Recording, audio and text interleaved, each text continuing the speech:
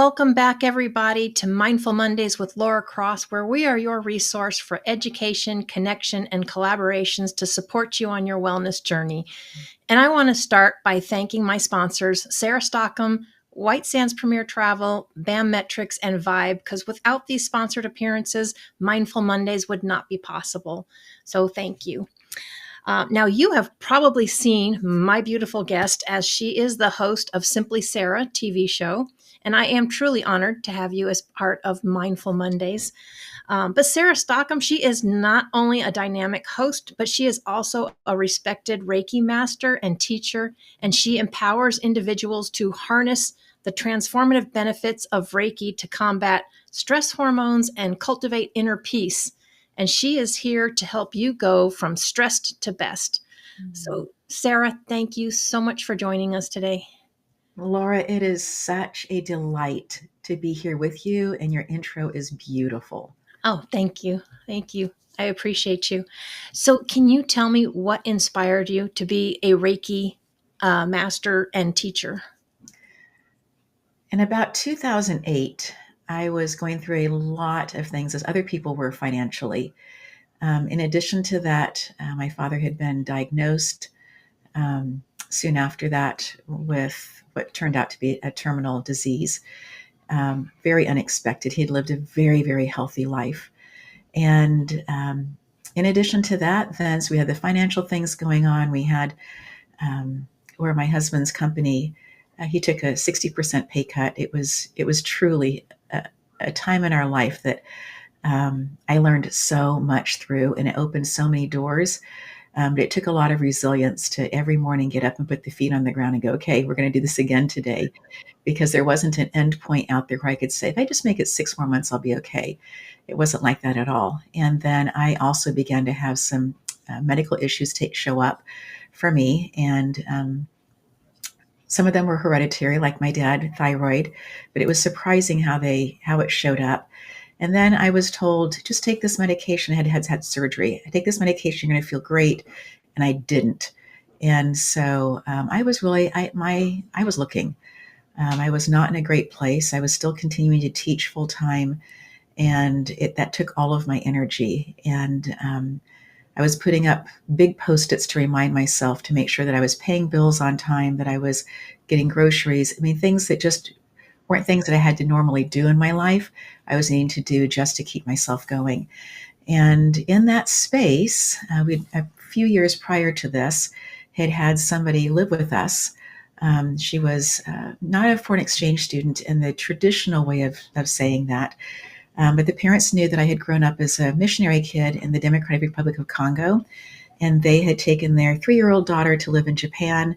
And they were like, she needs to have an American experience. You guys get it to some degree. Can she come live with you? For a semester, she lived with us. And on Wednesday mornings, I couldn't take her to school because it was a late start in that particular school district for the high school kids. And so a neighbor, Beth Meisner, would come and pick her up from BNI, Business Networking International, for people who know that particular group. Beth would come and pick up Stacia in the morning and take her. Beth then later on opened up a book club, and she reached out to me and said, Sarah, I'd love to have you come. And anything that Beth touched, she has since transitioned, but anything that she touched was so remarkable. And I knew that I wanted to be there for the book club. And as we are reading the very first book, and I've gone back to this book to look for this particular passage or what triggered this part of the conversation, and I haven't found it. We were reading Rob Bell's Love Wins. The conversation moved extensively into meditation, and people around this grand table had phenomenal experiences where they had paid $20,000 to go away for a period of time and have complete silence except for a little bit of murmuring at dinner time, where they'd spend days upon days in meditation. And they're sharing these experiences. And in my naivete, I just said, how do you guys get to this place where you can see your thoughts just floating by like clouds? Because my brain's like a freight train. I have ideas going on all of the time.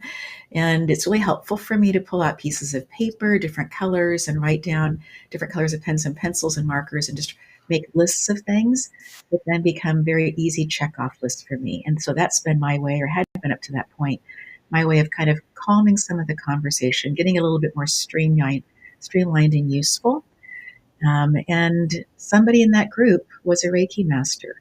And because Beth said Janice Birkenhager does Reiki, and I've had Reiki with her, I knew Beth. I knew I could trust her.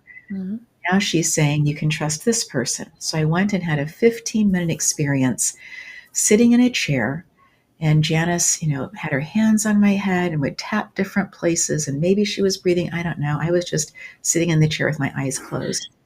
But Laura, that night I went home and I slept the best that I had in 4 years. And at the time we were living in Southern California, I was driving up the coast up to Santa Maria, going through Santa Barbara, and just felt inspired to stop and watch the ocean. Oh. And knew as I watched the ocean that whatever had happened in that chair in 15 minutes had radically changed how I'd slept, and that I felt really, really calm and at peace. And whatever it was, I wanted to learn more about it. So that was my story as I came into the world of Reiki and took all the different levels. It took me a while to Reiki 1 and 2 made sense to me because Reiki is hands-on, no symbols. Reiki 2 is distance, you use some symbols. I could wrap my brain around that. As you move into the upper levels of Reiki, using the advanced Reiki techniques, you begin using gemstones, you can crystals. And with my background and my upbringing, I was like, I don't know. And I remember sitting one morning in my quiet time and looking at what I was reading and realized that Moses' brother Aaron had been they were told to create an ephod for him to wear that had the 12 different stones on it.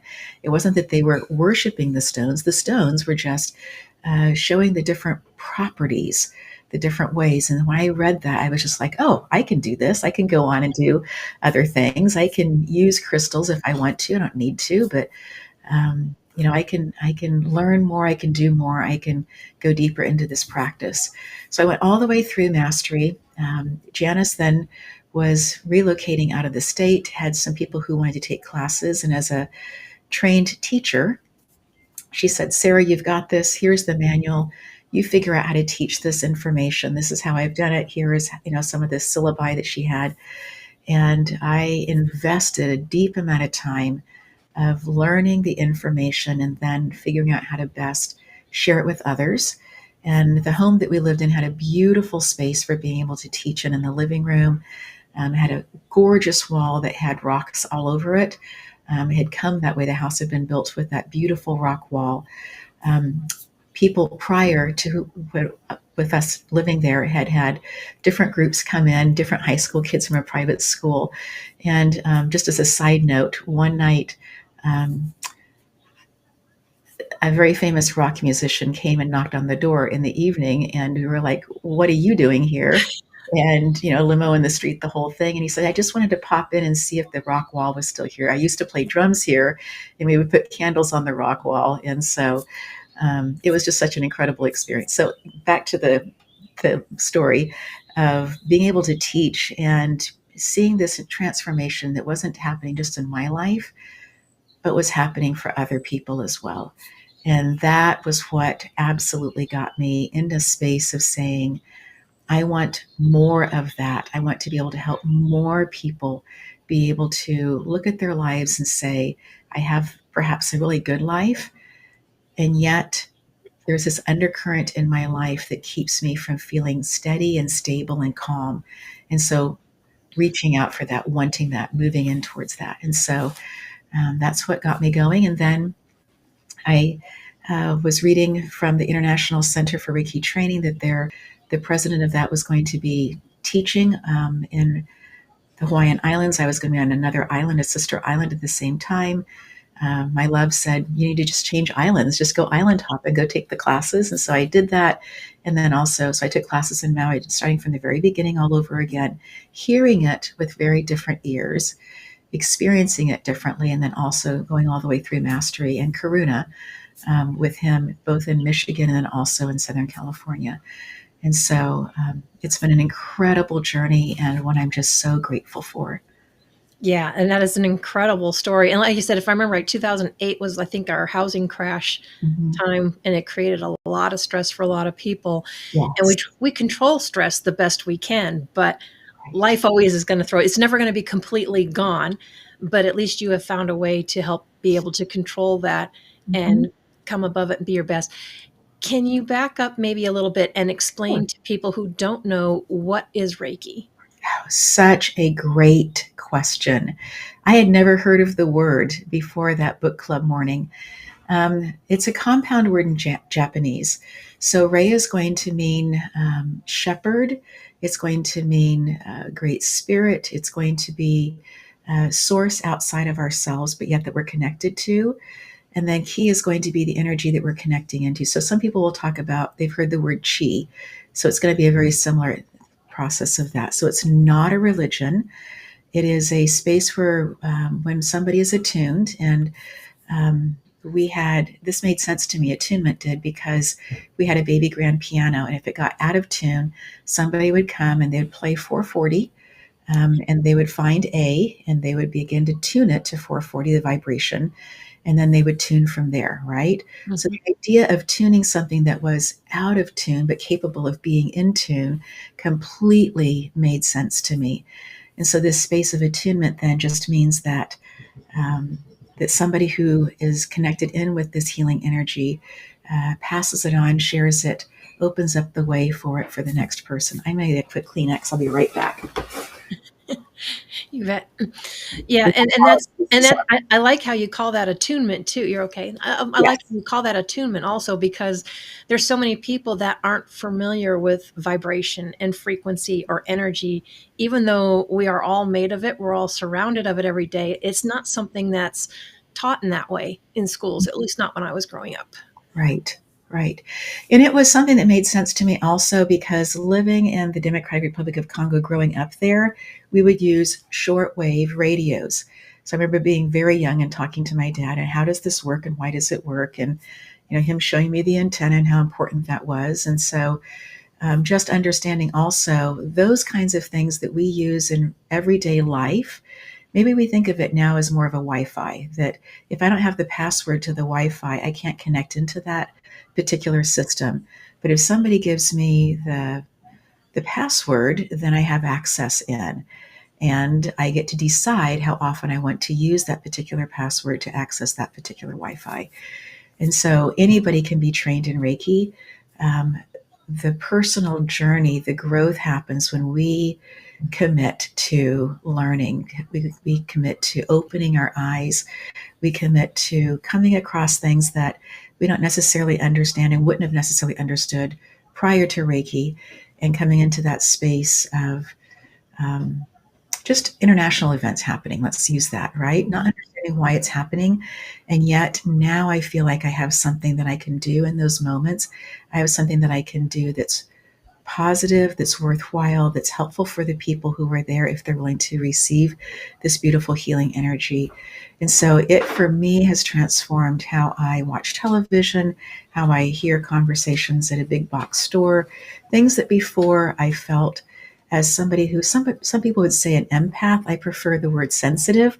As Mhm. an empath, I'm sitting at the end of the fire hose taking in all of the energy and I can't control it. As a sensitive, I get to feel the energy and decide what I want to dance in with, what I want to be responding to.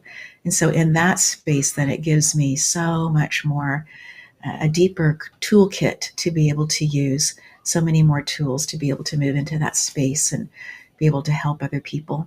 And then it just also gives me that feeling of knowing that there is something I can do. There's somebody that I love deeply who is nearing 90 and doesn't have these skills yet. Maybe at some point, who knows? But in that space, just listening to the despair as she listens to the news. And that used to be me. And that no longer is me, because I know that there is something that I can be doing to help raise the consciousness, that can be help to send the healing that helps the people who are going into devastated areas after earthquakes, to help them uh, increase the immunity in their system, to help the dogs that go also looking, right, for survivors. And so I feel like I have something that I can actually do that's positive when I hear news that before would be very crushing. Well, I have to say, I am very glad that you have shared all of this, because I am too. I was always told I was too sensitive all my life, and I realized that I am sensitive. And like you said, whether you want to call it a sensitive or an empath, but like you, I get very heady and have 10 million things going in my head. So I now know that there is hope for me, because that is things I have been trying to tap into myself as well. And it does take being more open and stuff. But I guess sometimes when you want it to come, but it's like maybe not necessarily coming right away. It's probably still being forced rather than just. So yes, you definitely provide hope for us that are very heady, and but know that there's something else out there. We have, I think, some very similarities there. So how can you tell us, how does Reiki specifically combat like stress hormones in a person's Mhm. That's such a great question. If I can talk a little bit about what stress is body? Mhm. and how it impacts our body, and then I'll come back to answering that part of it. Um, when there is stressful stimuli, the stressful stimuli is not for everybody, it's for the individual. So, what causes me to feel stressed, the person right next to me on the airplane can feel or see or smell or whatever, exactly the same thing, but they're going to have a different response to my response.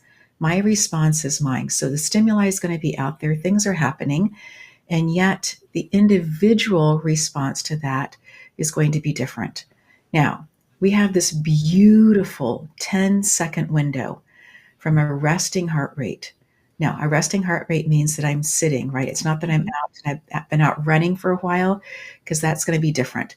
But from a resting heart rate, the point that I hear or smell or see taken any kind of stimuli that causes me to go, ooh, I'm tensing up, we have a beautiful 10-second window to be able to do something different, to talk to our brain rather than having our brain go into the catecholamine effect.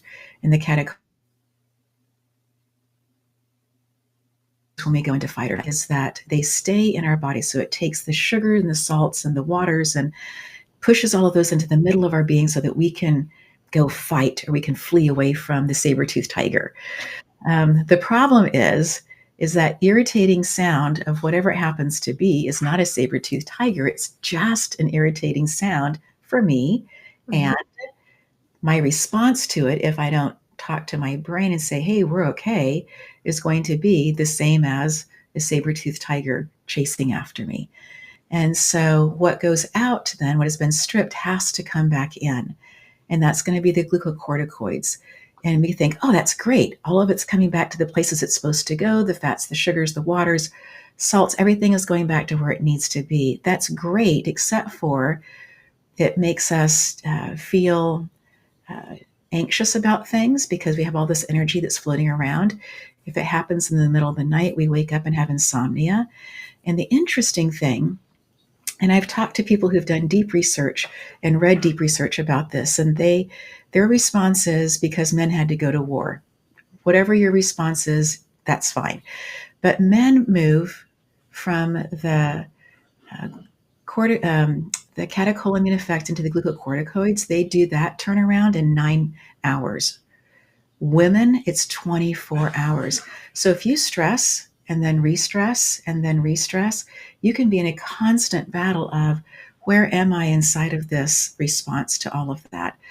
So the whole idea then of the course that I created, From Stress to Best, or taking Reiki, or learning meditation, all these different kinds of tools that people will say these work, and they all work in different ways. And different people will have different responses to them, grounding being another one of those. All of them are helping us talk to our body, bringing our body into a place where our heart rate is maybe even lower, potentially giving us even more time. And then in the course From Stress to Best, we teach different tools that we can use to talk to our brain in order to be able to say, yeah, I'm annoyed, but I don't need to go there. I'm just annoyed. I don't need to have all of those stress chemicals be dancing throughout my body, because it really does become a cocktail of stress chemicals, right? It's not just one or two, it's a lot of them. It's a lot. Yeah. A lot. And so in that space, then being able to have things that we can do to say. And I use Reiki in so many different ways of starting my morning and coming into the day. And how do I want to feel today? How do I want to feel when I'm showing up for different experiences? How did I want to feel when I came in and joined you in studio today? Those kinds of things are really, really helpful to be able to put the baseline in for this is what I'm looking for, knowing full well, eyes wide open, that life is going to happen, and that's okay. Yeah. That's a really good point, and I love that. And I appreciate you explaining. I know men and women always handled things differently. I had no idea it took women, but I guess for me it kind of makes sense. 24 hours and why we can stay in that, and then you have the cortisol, which a lot of us carry around our Right. stomach, which we hate and trying to get rid of. Right? It's a constant, constant cycle. And we want cortisol first thing in the morning. It's a natural way that we wake up. We want it then. We just don't want it all the time. And so learning different things that we can do can be radically helpful in changing our communication with other people, our relationships. It can change how we look at a project. I am not naturally a techie. In fact, I came to you to say, hey, can you show me some of the tips and tips that you know about using EV Mux, which I absolutely love, but love you even more for saying, Sarah, of course, let's do this. How helpful that has been. But in those spaces of things that I might go in the past, this was super stressful for me, but now I'm open to the possibility of showing up differently and having a different result. And just that alone is so freeing. Yeah, absolutely. And I know, so we have a lot more to cover, and I'm sure you can help give people tips of how they even start with this kind of practice when they're new to it. But we got to take a quick break from a word from our sponsors, and we will be right back. Perfect.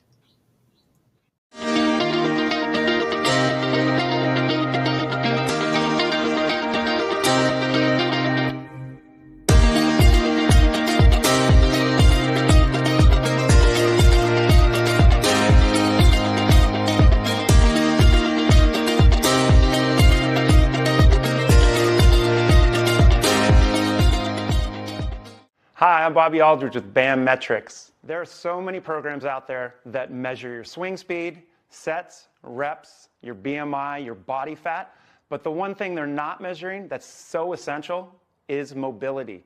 Mobility is the key. If you're measuring your mobility, your performance will get better and you will reduce your pain. I created BAM Metrics to make it easy for people to repeat the exercises so they could do it properly at home on their own. It's simple, it's easy to do, and from a senior to a pro athlete.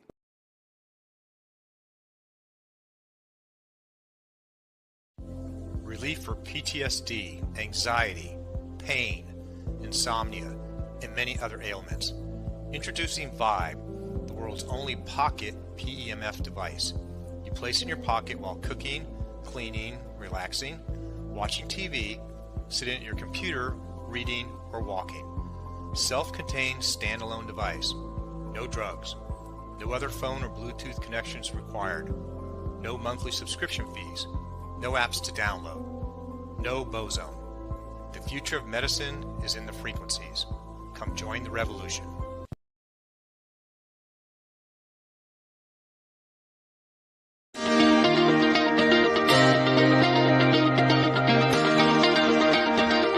So, Sarah, how can somebody new to Reiki begin to incorporate that in their life? I think who you choose, first of all, as a teacher, I invite people to have conversations with them, with that person, to make sure that that's a really good fit in terms of personality, in terms of what you see in the lifestyle of the person who's potentially going to be your teacher. I also invite you, I know that we're doing so much virtually and it's lovely and wonderful, but Reiki can also be done virtually. And I do invite the person to have, just as a place of learning, to have a Reiki session, if possible, from that person. Again, just learning in that space, right? Every single Reiki session is going to be different. and they all compound. So what you receive in the first one, what you release energetically that you're carrying in the unseen world, in that biofield that some people call an aura around us, extending out 10 feet or so, getting that cleaned up, allowing our body to move into a place that we are breathing deeper, that we are breathing wider. Those things will help. And it'll also help you know if this is the right person for you to take Reiki from.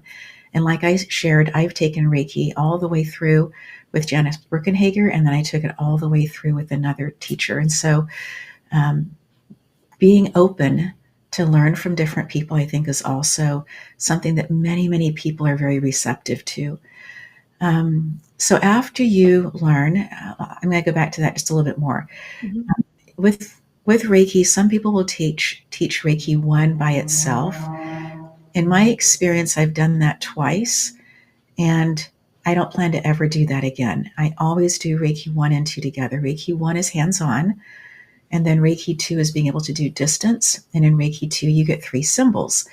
There is something that happens in the space of having more conversations, of hearing more stories, of watching more people, getting the opportunity to do more, that really helps move the mind from, oh, I went and did that in a weekend, to, oh, this is something that I can apply throughout my life, in different places in my life, and maybe get to the point where I'm using it in all areas of my life. And so for me, one of the things is, it's going to sound very perhaps non-intuitive, but I take everything that's on my phone and my calendar, all the invites, everything that I've gotten in there. And on Sunday afternoon, I spend about 15 minutes. I hand write out the week. It sounds so old school. However, it's incredibly powerful because for me, I am setting my energetic intentions for the week while I do that.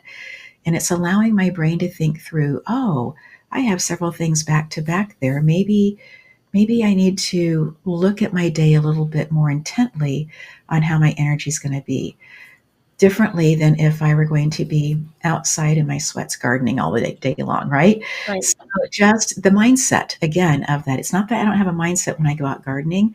It's just a different type of mindset than if I'm going to be in studio or having conversations with different people. So writing it out has been very, very helpful. When we take our pen to paper, and there's just something that happens inside of our brain. So you're going to notice that all the things that I'm talking about, whether it be Reiki or EMDR, which I've also done, I don't do it for other people, but I have been a receptive person to that. Eye movement desensitizing and reprocessing, which is used for people who have gone through very, very stressful experiences, potentially people who've had EMDR. I loved that you were showing in the advertisements that possibility of bringing the waves in a different way, having it in the pocket. Mm-hmm. All of these different things are working with our frequencies, working with our brain. When we do meditation, the whole intent of meditation is to change our brain frequency into ones that move slower and easier. Perhaps delta, perhaps theta, depending on what you're working for. So in that space, we are looking at how we start our week. And then as you look at all the things that you've written out, how do you want to feel as you're coming into those things? How do you want to be showing up? That doesn't mean that you're going to get the contract. It doesn't mean that other people are going to be happy with you all day long. It's not about others. You are looking at yourself, understanding that self-care is not selfish. It's the most important thing that we can do in order to make sure that our instrument in this beautiful celestial orchestra is tuned. And so that when we are showing up for ourselves and for others, we are showing up at our very, very highest level, our highest ability to be able to impact the world for good. And I don't know about all of the listeners, but Laura, I know that your heart is there, that you are intentional about impacting the world for good. Oh, yes. Yeah. And 100%. And that's one of the reasons why, I like doing these things, because how many times have we heard that, self-care is selfish? But the fact of the matter really is if you don't take care of yourself, how are you going to keep helping others and pour out? You can't. Yeah. Right. Right.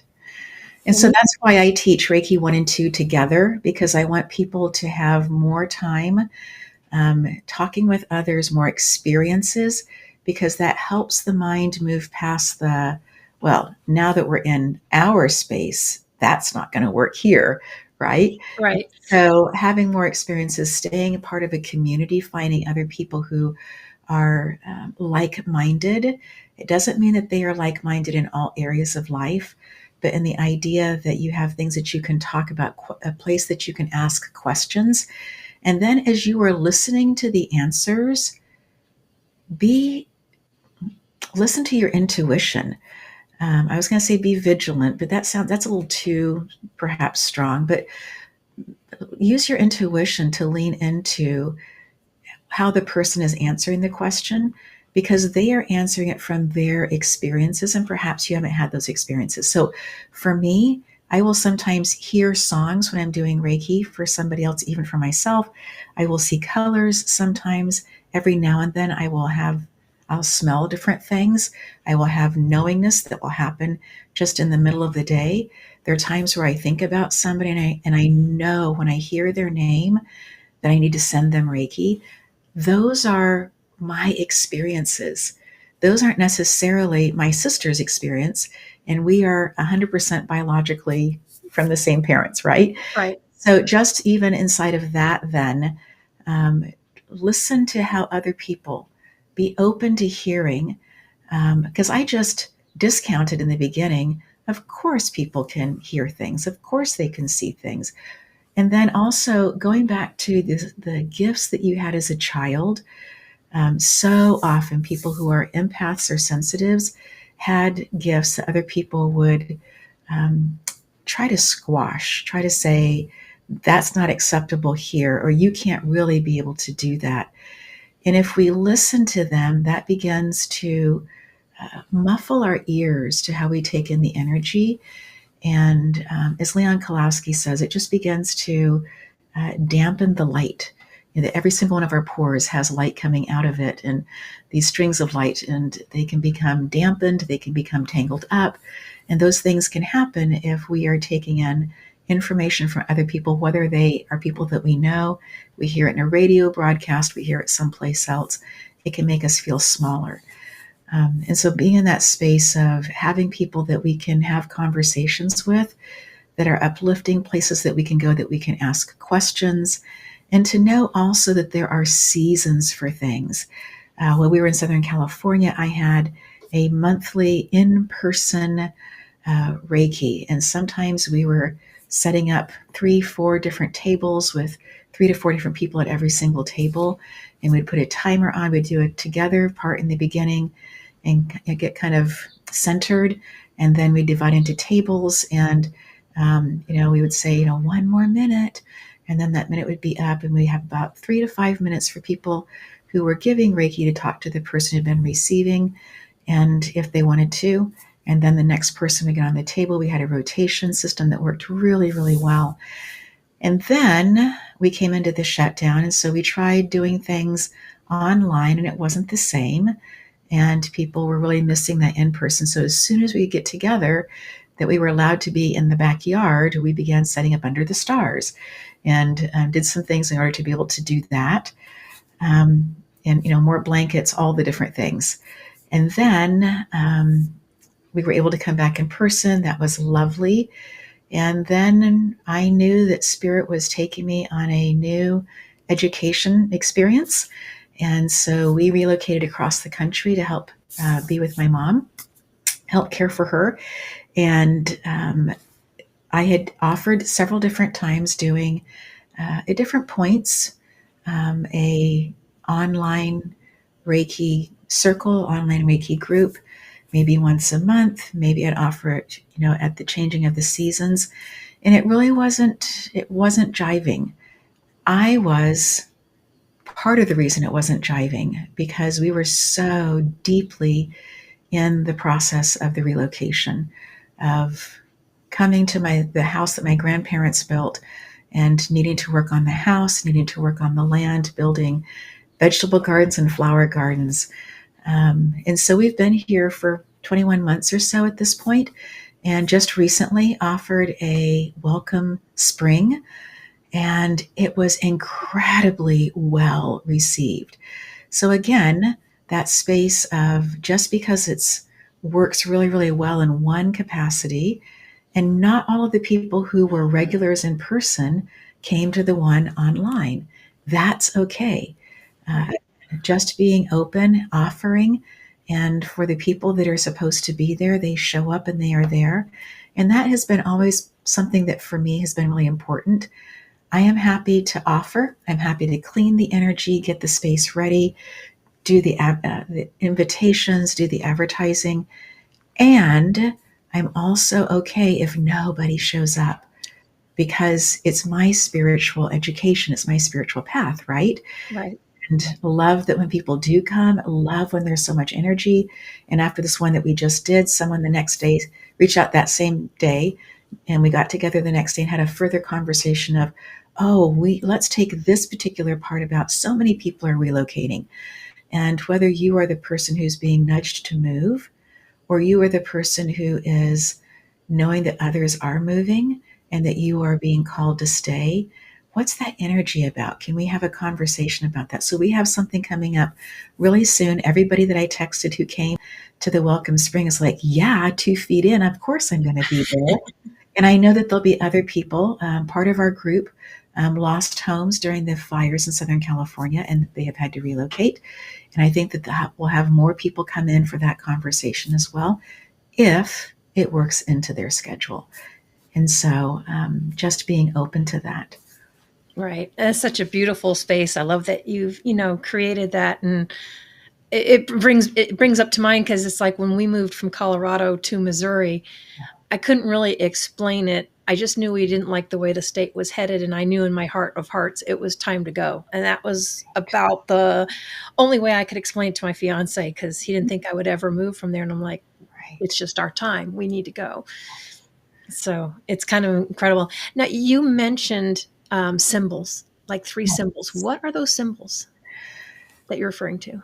They are symbols that help. We don't, in the lineage that I'm in, we don't post them online. We don't share them. I'll talk briefly about them. There are other lineages that go back to Japan as well, that people will say, oh yeah, we'll post everything and we'll share it all. There's a level of respect is the reason that we don't. So Gotcha. there's one that's about asking the energy to concentrate and to work specifically on whatever the issue happens to be, whether you're with the person or you're doing it distance virtually. There's another one that has to do with balancing, and that can be balancing left and right hemispheres of our brain. That can be balancing how we're carrying the energy. That can be balancing work and home life, or interpersonal relationships and family relationships, right? It can be about balancing all kinds of different things. And then the third one is going to be, because Earth has this constraint that we have 2 things, time and space. And those are things that are very, very earthbound. And so this third one then deals with that, which allows then the space of being able to do distance Reiki. You don't need to be in a particular area in order to be able to send love and support and encouragement, and helping people to be able to see what it is that they need that might be different than what they thought that they needed to be able to get through something. Yeah, it's really an incredible practice. I've met a few people that are overseas in other countries and stuff that do that, and yet they can still feel and still, like you said, help others to heal and go through. So it's an incredible practice. You also mentioned meditation. Can you explain a little bit about the connection between meditation and stress prevention? Yes. So for people who are still kind of wondering a little bit more about what Reiki is a cousin to meditation. So prior to Reiki, I had not been able to sit quietly and listen to a meditation. I was fidgety. I was like, ants crawling on my skin kind of feeling. Reiki really moved that from that to just allowing my brain to go someplace that was quiet, that was focused as people were working on me. And once I had that experience, I was then able to say, this is what meditation is, or what it does, can do for some people. Mm-hmm. And that's what I am looking for. So now I can sit, and I do. I have a meditation I do in the evening that I listen to somebody else meditating. I have also created a whole monthly subscription. It's called Reiki Infused Meditations. There's, I don't know, over 80 at this point meditations in there, which again, it's about infusing the two of those pieces together.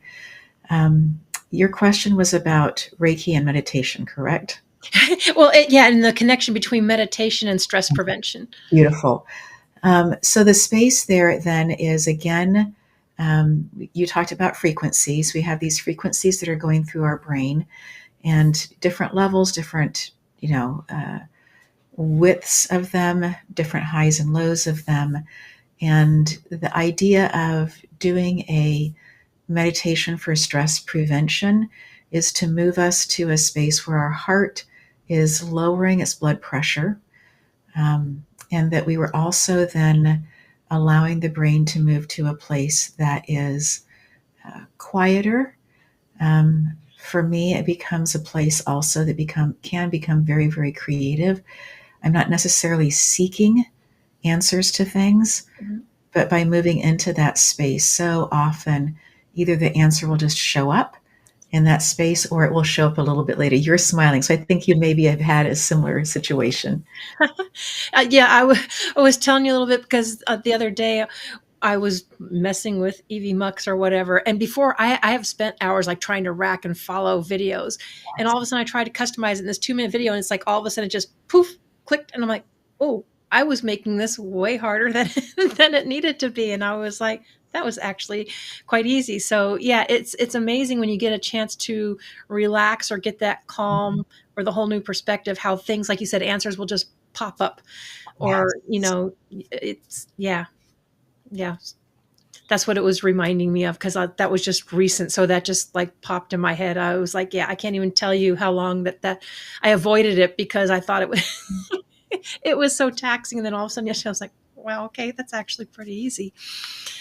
Different people have had different ways of getting to that space. Einstein would come across a problem and he would say to his mind, this is what I'm working on. So he's setting the intention. He would go and pick up his violin and he would just sit and play. So he's doing something tactily. He's focused on music. He is becoming absorbed in the music, but he's giving his brain something to work on while he's doing that. And so often the next step would open up for him, or even the next multiple steps.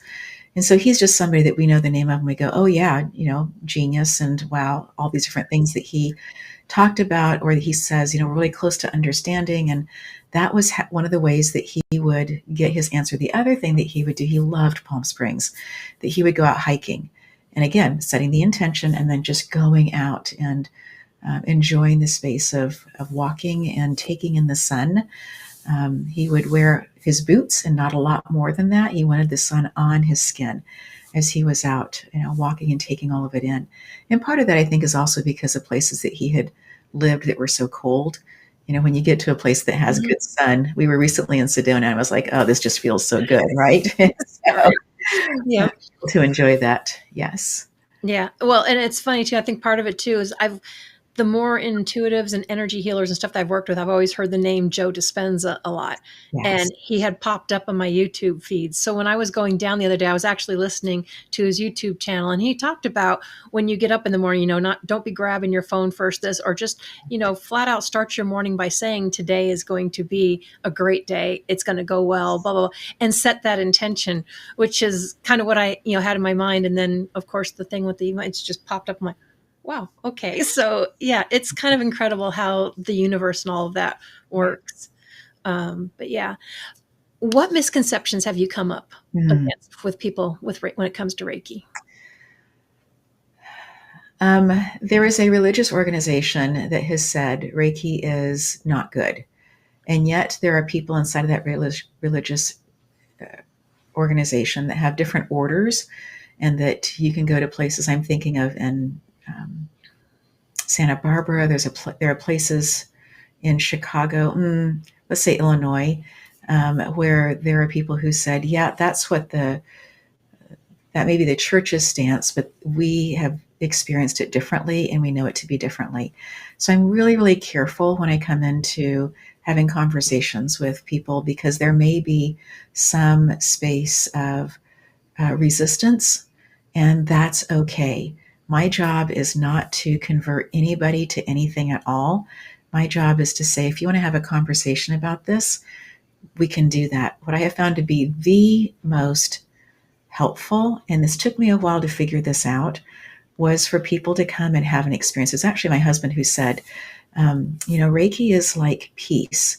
It's really, really hard to explain it to somebody who has never experienced it. And in that moment, the light bulbs went off, and I was like, oh, of course, people need to experience this. And so often, when we did the Reiki shares in person, I would invite other people, if you want to come, and you can leave at any point. We're not locking the door. Right. We're not locking the doors behind you. Right. We're a friendly group of primarily it was women. Every now and then we'd have a man come and join us, usually a brother or somehow connected in with the group.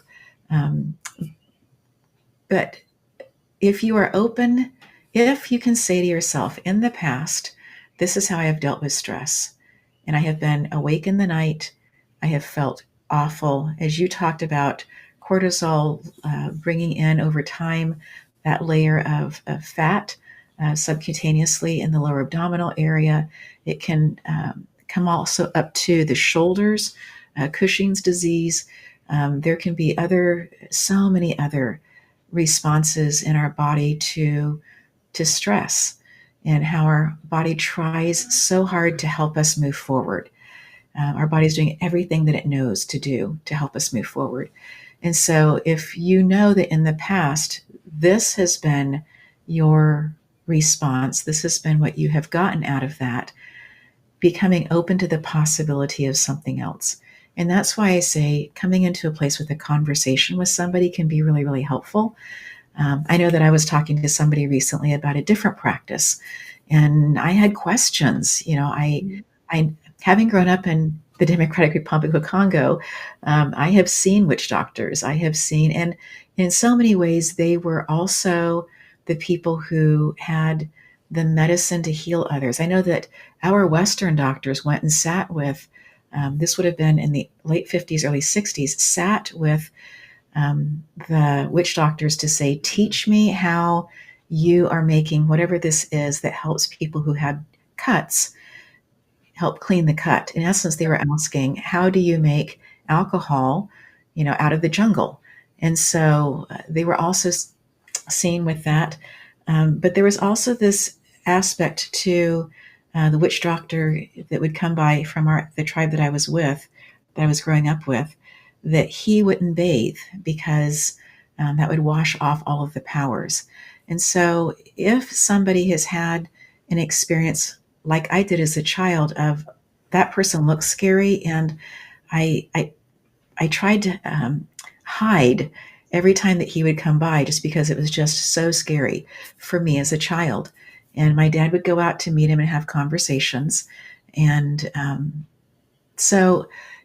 remember being up behind my dad and, just trying to hide. And if people have had experiences like that, where they have seen things that have made them be really, really uncomfortable, and are aware that there's other types of energies out there, it's really wise, again, to have conversations and get your questions answered, to know if this is for you or not. Some people who are very scientifically minded may say, can't do that, but can't do Reiki at this point, but I am willing to try EMDR.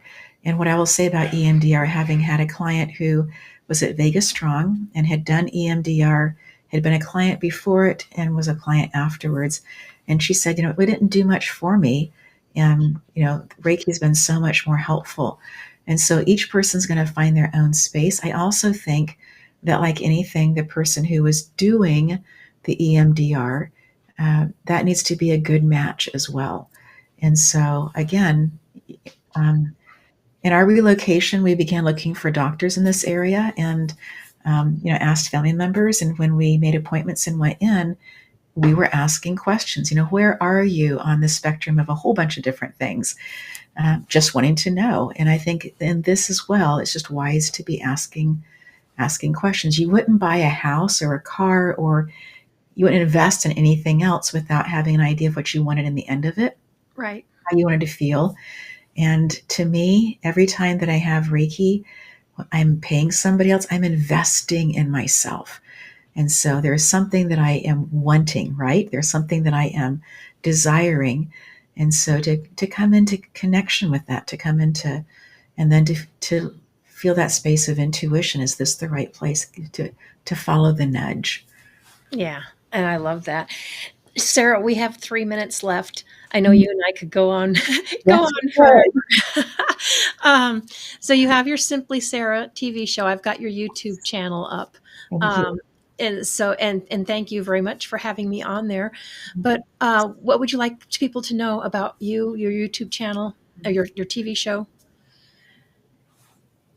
If you are listening to Laura and you are in a place of really appreciating the guests that she's been bringing in and talking to, I think that you will find some of those similar kinds of conversations taking place on the YouTube television, the YouTube playlist. There's one for Simply Sarah. You can do it as a podcast if you want to just be listening in. But there are also ones in their playlist for Reiki Claremont if you're interested in more about Reiki. So there's a lot of information out there. And if you are feeling the nudge to go and look, we invite you to do that. And as Laura would also encourage you to be, for her channel on YouTube, to be liking, to be subscribing. It does make a difference. And so we just so appreciate you as the audience listening in and gifting us the time. And our desire has been to elevate your life and to make your life better. Absolutely. Yeah. And like you said, like and subscribe, to both our channels. I always tell people, I said, none of this is a competition. It's a collaboration, and together we can do more. So I know I greatly appreciate everybody's support. What is the best way for them to get a hold of you? The sarahstockham.com or reiki.com? Either one of those. Sarahstockham.com is a place where they can easily write me a note and it'll go right to me. Reiki Claremont is going to give them a lot more information about Reiki. And so if they're interested in that, they can go there and look as well. Wonderful. Sarah, thank you so much for taking the time with us today and sharing all of that and clarifying more things about Reiki, because it is something I've still been learning too. But I greatly appreciate your time and your knowledge and for sharing all of that with us today. Thank you. I have loved this time with you, Laura. Thank you so much. It's good to see you, friend. Thank you. You too. And everybody, thank you so much for joining us, and we will see you again next week.